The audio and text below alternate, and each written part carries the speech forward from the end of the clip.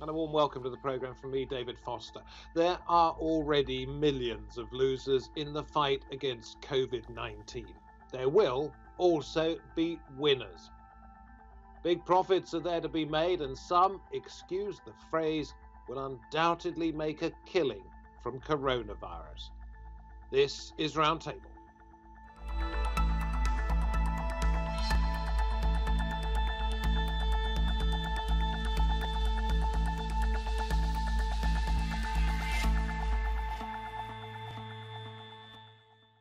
Drugs companies, the makers of PPE, others who bet on stock market falls and maybe eventual rises.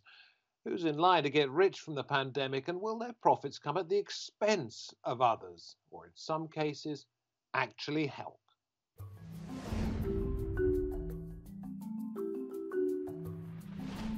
As the coronavirus pandemic continues to take a devastating toll on the world's economy, some sectors have proven resistant to the outbreak. Stay-at-home companies like streaming site Netflix, e-commerce giant Amazon, and even social media platform Facebook have seen their use surge during lockdown. And with more people working from home, demand for technology that enables online group meetings has grown rapidly. Shares in video conferencing company Zoom have risen by 50% since February, while stock prices for pharmaceutical companies have soared during the race to find a vaccine. But analysts are warning of the ways the crisis can be exploited, calling this disaster capitalism. During the pandemic, a record 44 million Americans have filed for unemployment, whilst the US's 630 billionaires have apparently seen their shared wealth increase by $434 billion during the nation's lockdown between mid-March and mid-May. But is there really a problem with these kinds of profits if the market is responding to consumer demand? Many companies won't survive, but others are thriving thanks to COVID-19. Now, I'm delighted to say that we can go to Miami in the US and say hello to Gerald Posner, American investigative journalist and author of Pharma, Greed, Lies, and the Poisoning of America. To Maryland, a little bit further north, also in the US, Sam Pizzigati, author of The Case for a Maximum Wage and The Rich Don't Always Win. And then to the UK, we say hello to Martin Parker, Professor of Organisation Studies at the University of Bristol. Great to have you all on the programme. Gerald, let me come to you first of all. Pharma, Greed, Lies and the Poisoning of America. You already knew that before COVID-19. What, if anything, new have you learned about big corporations in this? David, what I've learned is in this 100-year history of the pharmaceutical industry, not just that they're trying to maximize profit, but the ways in which they've found the loopholes and they've been able to game the system, not just in the US, but essentially in every country. And what it does is it gives us sort of, to the extent that, past is prologue, we know what's going to happen with COVID-19 treatments and vaccines. They're going to maximize the price. They're going to try to get the last dollar out of it that they can in every situation. The United States is the only country that's foolish enough in the world to allow pharmaceutical companies to have unfettered pricing power. So even the other day when Gilead, the California biotech company that has a product called Remdesivir that lessens and shortens the duration of time that COVID-19 patients have to be in the hospital by approximately 4 days, when they priced that, they said, well, we're saving 4 days of hospitalization. That's about $12,000 in the US. So we will price it at $3,200 a treatment in America. For the rest of the world, for the NHS and everywhere else, it will be $2,200 a treatment. That, by the way, happens to be remarkable considering that they developed this drug basically at taxpayer research funded expense back 10 years ago. They've never used it for any other purpose. And as a matter of fact, if they were charging $100 a treatment, they would be at the break-even point. So here's an example in the middle of a public health crisis in which a company comes up with a treatment that doesn't save lives, doesn't cut the mortality rate down, just shortens the time that you'll be in the hospital. Okay, And but instead of what coming they're out with a doing, price of Gerald, fair, what they they're gouge. doing is effectively retooling. And is that profiteering, or is that simply good business? Well, it's good business as long as they're allowed to get away with it. And too many countries have allowed them to get away with it in this sense, to put patents individual company patent rights that lock up the drug for monopoly selling rights for 15, 17, or 20 years, depending upon the country, even if the research behind it had been taxpayer money. So in the United States, for instance, taxpayers since the 1930s have spent over $930 billion, almost $1 trillion, on research that's gone into private patents for drug companies that then have earned billions of dollars, none of it coming back, by the way, for further research for the public good. Penicillin set the groundwork for what could have been done in a joint achievement between Britain and American pharmaceutical companies. Nobody owned the drug. It was put out at a very low price and saved hundreds of thousands of lives. But nobody in the drug industry liked that because they didn't make enough money. And since then, they haven't done it again. I'm going to go to Martin now.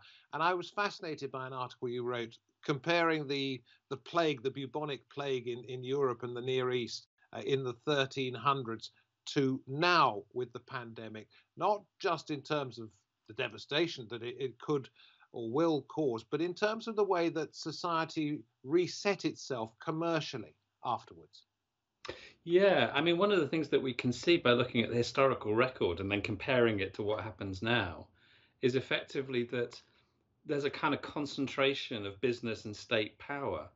And I guess we could say this has got something to do with a certain sort of vacuum that power steps into. So both most plagues, if you look at them, leave a kind of, if you like, a sort of absence. And clearly powerful actors are going to step into that in order to occupy it. So you see, in the case of the Black Death, a concentration of business power, as well as a kind of concentration of state power. Remember, this is a time when states don't really have the kind of governmental apparatus that we assume that they do now. So they're kind of inventing themselves in a sense and inventing the ways in which they can govern populations, prevent movement, ensure that there are mechanisms which are dealing with threat. So if we kind of roll forward now, I guess what we're seeing is a similar kind of process that powerful actors, whether they're state actors or corporate ones, are moving into potential business opportunities and solidifying their grip over them. Amazon is the most obvious example, which has interests in so many aspects of kind of keeping us at home during lockdown and making sure that we're supplied with a whole variety of goods and services. Well, you could say, and we will argue about this later on, that companies such as Amazon are actually just simply fulfilling a public need, or if not a need, then certainly the desire of the public to have something to do and to amuse themselves. I want to quote something from Robert Colville. He is the director of the Centre for Policy Studies here in the UK. He describes it as the leading centre-right think tank. And this is one of the things he said. The lesson of this crisis is not that the free market needs to be fixed. It is that it is still the best tool we have for delivering prosperity. Let us stop obsessing about what kind of capitalism we want to have after the crisis and be grateful we have it at all. The best tool for delivering prosperity. So we need companies to get rich. Yes, I think the lesson of this pandemic is that our economic system works wonderfully well for those who sit at the summit of our economic system, those who have financial assets, those who have large blocks of stocks in their personal portfolios.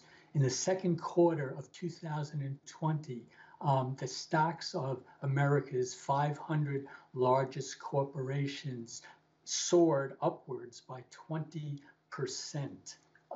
Who gains from that increase? Well, Goldman Sachs did research last year that said the top 1% of people in the United States control 50% of the shares of stock. The top 10% of people in the United States own 84% of shares of stock. And if we look at billionaires, which is what the Institute of Policy Studies, where I do my work, has been studying. If we look at billionaires, the increase has been even starker. In the second quarter of this year, billionaire fortunes increased by $584 billion. And if we look at the richest of the rich, Jeff Bezos, the CEO of Amazon, last week he set a personal net worth record, his personal fortune. But what I'm wondering is not whether some people are getting rich, program is about who's getting rich in coronavirus, but really whether this is entirely wrong, because we need what they're doing. Do we not, Sam? Wait, well, we need a virus. We need effective treatments. But the way we're going about this is a way that slows the time that we need to take to get those therapeutics, to get that virus. We should have scientists all over the world building on the research of others. Instead, we have a private race between giant pharmaceutical companies, each one holding fast to the information, to the insights it's learned, instead of sharing them worldwide. This is no way to fight the virus. Look, and Gerald, yes, you wanted to say something. You wanted to butt in. Carry on. I think Sam's absolutely right. Look, there's no cooperation among the drug companies to share their research information. They all hold it proprietary. There was an effort by the Norwegian-based Coalition for Epidemics and Pandemics, formed about 5 years ago, to try to bring everybody together on vaccines. Pharmaceutical companies refused. And it is not a question of them making a fair profit. They're entitled to. In capitalism, go ahead and do it. Here's the question. It's a matter of if they price gouge. And look, we have laws in the United States, and I know they exist in Europe, in times of national crises or in public health crises, that you can't price gouge. When we have hurricanes here in Miami, if you sell a gallon of water for $20 to somebody else, you can be arrested for that type of gouging. We don't do that to drug companies. We allow them to go ahead and set prices at whatever levels they want. And what Sam was talking about before with the list of billionaires and the percentage of people who have wealth at the top, the drug companies are aware of this. Pharmaceutical industry isn't dumb. They have PR departments. And so they're trying to spin what's coming up, especially on COVID, to make it look as though they're doing something good. Gilead gave 150,000 doses free to the federal government before charging them through the nose on 500,000 doses. Pfizer, Johnson & Johnson, and GSK, GlaxoSmithKline, have said that they will give away their initial vaccine doses at cost. That sounds fantastic until you realize that they expect to produce vaccines of about 50% efficacy, so that they know that they will have to do them for at least 2 to 4 years to build up so-called herd immunity. And they'll also have booster shots in the future, and governments will stockpile, in which they'll make billions of dollars. So the companies are clever. They try to be able to maneuver it, and they always come up, David, with what you said in the beginning. If you don't allow us to charge these high prices, we won't be able to do the research and development to come up with life-saving drugs. We all want a vaccine. We all want COVID treatments. I do as well. But it's a lie, because the top 10 companies in the pharmaceutical industry are all public companies. We can examine their numbers. And guess what? For the past decade, on average, they spend more money on promotion and advertising and stock buybacks than they do on research and development. So I say cut back on some of the stock buybacks, a little bit less on the promotion, and you can still do the same research and development. Martin, you talk about after big shocks, whether it be the bubonic plague of the 1300s or the pandemic now, that systems change. So if corporate entities are going to push through the type of change that they would like to see, is there any pushback from those who say, hang on, you have to be more socially responsible? Absolutely. I mean, I think there are so many ways in which you can think about the responsibilities of large companies, aren't there? I mean, just let me think about this in two ways specifically. One is the idea that a company like Amazon, for example, is effectively performing the functions of the state almost. It's providing so many different services in so many different ways and embedding itself in our everyday lives. This starts to look like kind of feudal relationships, doesn't it, really, in terms of the dominance of some of these large companies over huge parts of our everyday lives. The other way in which you might push back against that is in terms of the huge challenge that faces us following COVID, which is, of course, climate change. And there is precious little evidence that many of these large companies are really concerned with dealing with this kind of stuff.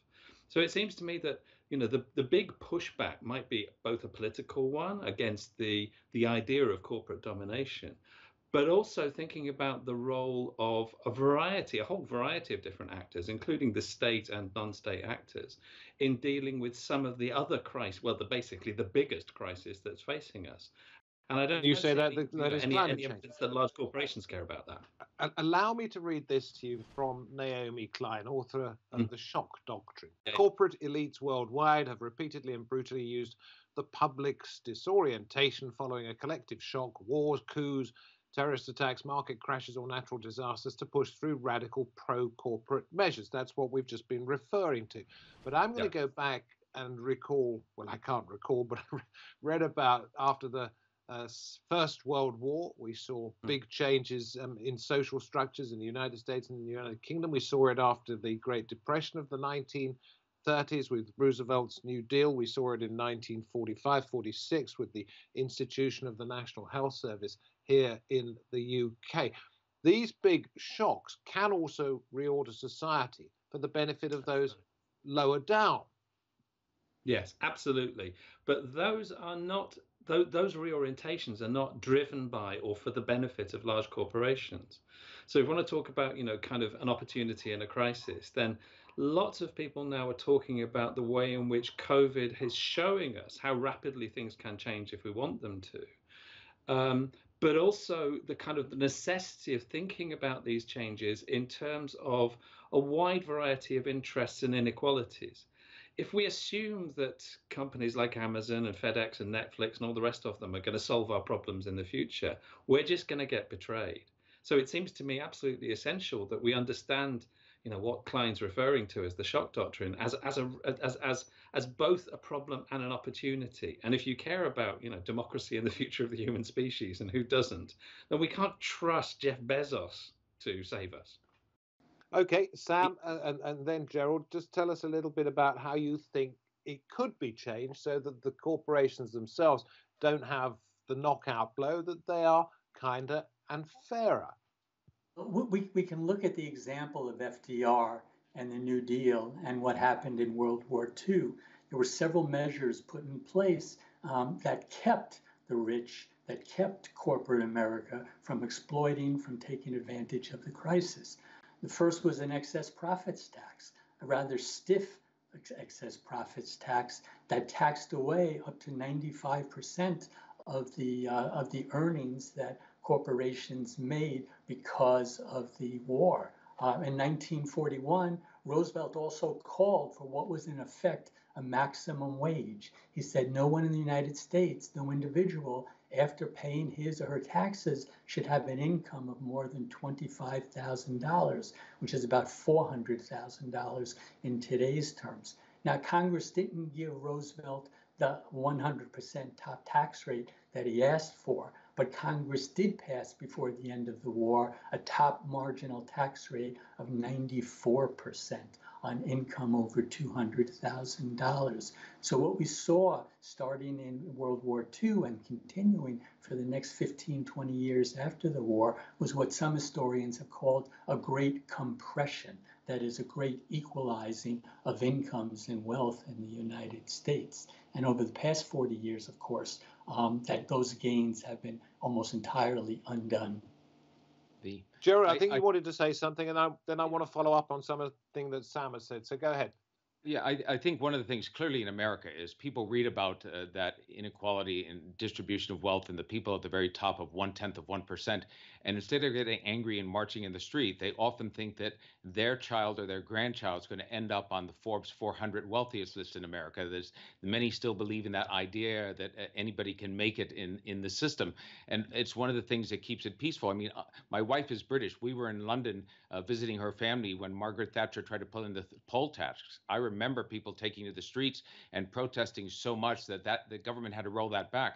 People tend to make a change when they feel the effect on their pocketbooks. And one of the reasons the pharmaceutical industry that I've studied here in this history of them and look at what they're going to do on COVID-19 gets away with so much is the average person doesn't feel the cost of the price of these drugs because governments are paying for it. In the United States, it's the government that's buying all the remdesivir. In England, it will be the NHS that will be buying the vaccines for the inoculations that will be distributed. And a lot of people who are going to be standing in line to get those vaccines to save their lives or not get sick with COVID won't really care that the government spent £10 for each inoculation versus £6 if it had negotiated a bit more. But all of those you funds are unlikely. You are unlikely as a society to be able to persuade those that you say are greedy and poisoning America or wherever it happens to be to want to adopt a fairer society just through altruistic reasons. You're unlikely to have a re-elected President Trump wanting to impose a 94% tax on an industry that spends roughly $300 million a year on lobbying. So how is it going to change? It's not going to happen, David. As a matter of fact, very quickly, at least in the United States, I say it's not a Republican or Democratic issue. It's a pox on both parties, because both parties take hundreds of millions of dollars over the years from the drug industry.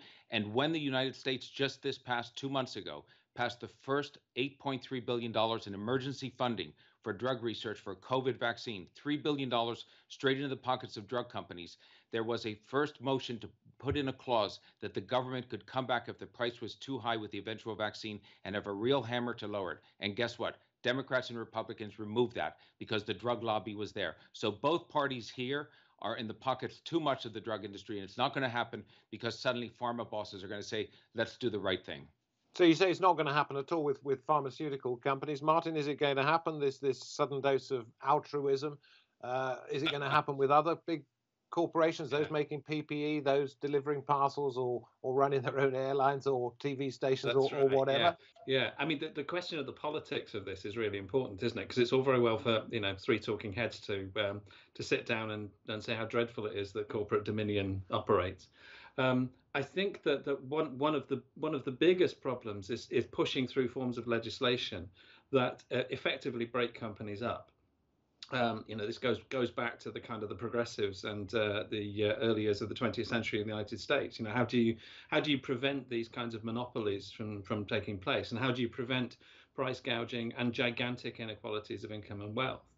My hope is, and this is, I referred to the climate, the threat of climate change really, is that in a sense we're all in the same boat now, and that many of these arguments about almost the kind of the justice of inequality, that certain people deserve to get rich and that's the way capitalism works and all the rest of it, are going to be exposed as terribly hollow once we're all facing a planet changing problem. And this is a problem that is directly relevant to business, because business that emits the carbon, all right? And that's going to require that states and trans-state organizations actually legislate to prevent this stuff from happening.